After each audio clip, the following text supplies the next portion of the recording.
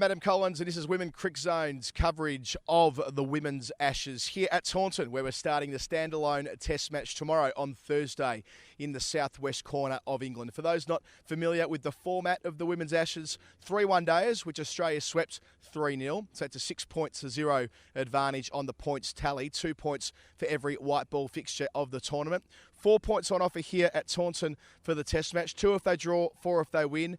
Then 3 T20 internationals to finish it off next week, which are also worth 2 points apiece. The mathematics are such that if Australia were to draw this test, they retain the trophy that they reclaimed in England 4 years ago and retained in Australia in November 2017. Now the mathematics are out of the equation. Let's talk about the cricket. It's a game which Australia desperately want to win. They know that a draw's enough to retain the trophy, but they don't care about that. They want to build the case for more women's red ball cricket, for more women's test cricket, so expect them to play an aggressive brand of it while they're here, rather than just trying to play for the draw and play for the points. We saw the test match that was drawn in North Sydney a couple of years ago on a terrible pitch, which did not befit the spectacle that it was under lights in the pink ball and the day-night test match.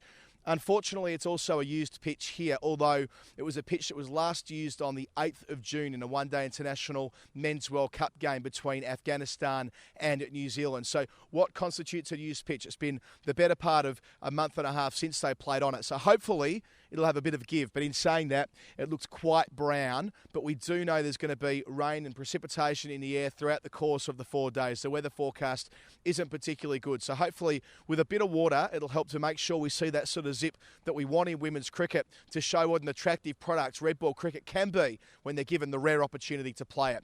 Here was Meg Lanning, the Australian captain, talking about the surface and talking about the positive brand of cricket her side will play this week. Yeah, not really. We're happy to sort of play in whatever comes our way. As I said, I think it'll still be a really good contest, and I think it'll play reasonably well early on. It's just maybe towards the back end. We'll just have to see how it goes. But we're ready to play on anything. We feel like we've got a good attack with the ball, both spin and pace, and our batting lineup's really strong as well. So we're looking forward to getting underway and just being in a really good battle against England. Yeah, every time we go out there to play, we want to play a good brand of cricket that people want to come and watch, and I think this series so far has been a great battle between the two sides, and this test match is going to be no different. I think the fact that England need to win and we're going out there to win as well is great. I think it will make for a really exciting and good test match. So we're looking forward to the opportunity to play in a test match, and hopefully the fans out there watch and are really excited by what they see. In terms of selection, Taylor Vlamic looks likely to make her test debut. Of course, we saw her playing in the World T20 last year. She's rapid, she's got serious wheels, serious skills, and that's why they want her in this Test 11. Indeed, the Australian bowling coach hinted when he spoke to the media that the reason they wanted her on this touring party was to play in the Test match. So hopefully she'll get her opportunity tomorrow. Sophie Molyneux is also back into consideration. She had a shoulder operation back in February. She wasn't deemed fit enough for the first portion of the tournament in the main side, so she didn't play in the one-dayers, but she's bowled herself back into contention in the warm-up game last week. 5 wickets, some handy runs there against the England Academy as well. So probable debuts for Vlamic and Sophie Molyneux in this format of the game.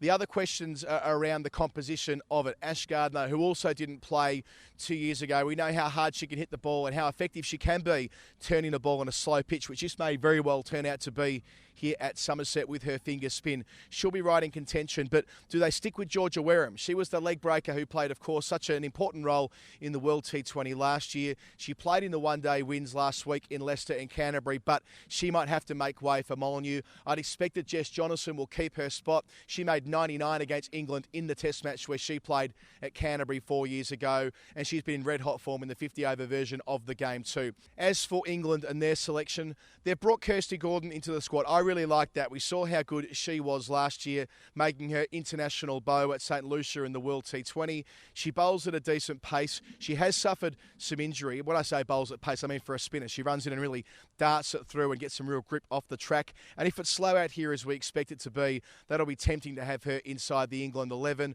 We know that Catherine Brunt's fit from injury. Sarah Taylor will take up her place behind the stumps. And Georgia Elwes, who had such a fantastic test match 2 years ago at North Sydney, helping with Heather Knight to save the match, and also very useful with her medium paces too. I expect that she'll come into the England 11. And here was the captain, Heather Knight, talking about Elise Perry. why they don't have a problem with Elise Perry, and despite all the wickets she took in the one day, is why they feel confident they can see her off in this Test match.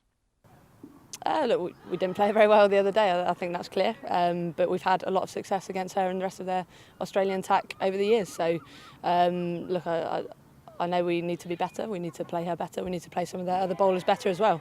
And the batting group are working really hard at doing that, but I don't think we particularly have a problem with a certain player. We've played against them a lot over the years. We've a lot of the girls have had a lot of experience, played for sort of eight years plus and had a lot of success as well. So yeah, we'll be drawing on that and using that to hopefully play very well and the rest of their attack this week.